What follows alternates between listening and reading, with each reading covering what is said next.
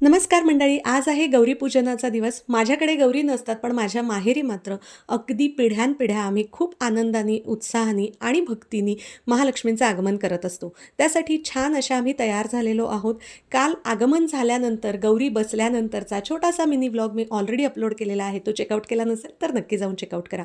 आम्हाला दोघींनाही मायलेकींना बऱ्याचदा सेम कलरचे कपडे घालायला खूप आवडतं. त्यामुळे आम्ही ते नेहमी ट्राय करतो, जसं आजही केलेलं आहे. छोटंसं फोटो सेशन केलं आणि मग आम्ही निघालो माझ्या माहेरी जायला. त्यानंतर भराभर अशी छोटी-छोटी रांगोळी दारापुढे काढलेली आहे. पहिल्यांदा खूप मोठ्या रांगोळ्या मी काढायचे. आता मात्र त्याचा थोडासा उत्साह कमी झाला आहे आणि छोट्या-छोट्या रांगोळ्या मी काढते, कारण इतरही अनेक कामांची जबाबदारी असते. त्याचबरोबर आमच्या माहेरच्या गणपती बाप्पासोबत देखील आम्ही मस्त फोटो सेशन केलं, कारण काल ते करायचं राहून गेलं होतं. मग आता गौरींची आरती, गौरींना नैवेद्य दाखवायचा, ह्या सगळ्या गोष्टी करायच्या होत्या.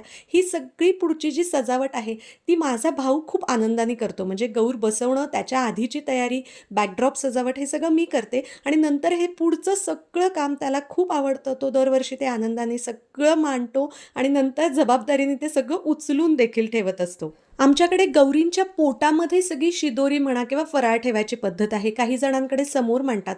पुरणाची आरती केली, छानपैकी पुरणावरणाचा नैवेद्य देवीला दाखवला, पाणी भरून ठेवलं, विडे देखील ठेवले देवींसमोर, कारण जेवण झाल्यावर त्यांना विडाही द्यायचा असतो. आता ही चौथी पिढी आहे की आमच्याकडे गौरींचे हे मुखवटे आहेत. गेले 4 पिढ्या हेच गौरींचे मुखवटे आनंदाने वर्षभर नीट जबाबदारीने सांभाळले जातात आणि ह्या दिवसांमध्ये बाहेर काढून त्यांची छान पूजा अर्चा मनोभावे केली जाते.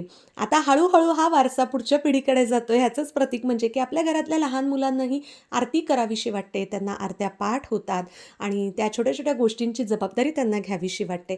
मला असं वाटतं हा शब्द मी खूप वेळा वापरते, पण खरंच त्या आनंदाच्या मागे हा शब्द आणि ही भावना इतकी दडलेली असते आणि ती कधी आपोआप आपण करत जातो. ह्या संस्काराच्या माध्यमातून आपल्या अंगवळणी पडते, आपल्याला कळत देखील नाही. तुमचं ह्या सगळ्यावरचं मत मला कमेंट्समध्ये नक्की ऐकायला आवडेल आणि तुम्हाला आमच्या गौराबाई कशा वाटल्या हे देखील कमेंट्स करून नक्की सांगा. पुरणपोळीचं सुग्रास जेवण झाल्यानंतर आम्ही छान थोडीशी वामकुक्षी घेतली आणि मग आवरून आम्ही बाहेर पडलो पुण्यातील गणपती देखावे बघण्यासाठी. कारण की आपल्या घरी लहान मुलं आहेत, आपण त्यांचे पालक आहोत म्हणल्यावरती हे शास्त्र असतं की त्यांना गणपती देखावे दाखवायला घेऊन जायचं असतं. हा माती गणपती आहे, हा कायमस्वरूपी तिथेच असतो पुण्यामध्ये, नारायणपेठेमध्ये. त्याचबरोबर अजून बरेच देखावे बघितले. डिटेल मोठा व्लॉग येणार आहे उद्या, तो नक्की चेकआउट करा. पुन्हा भेटते नवीन मिनी व्लॉगमध्ये. Till then take care. Thanks for watching.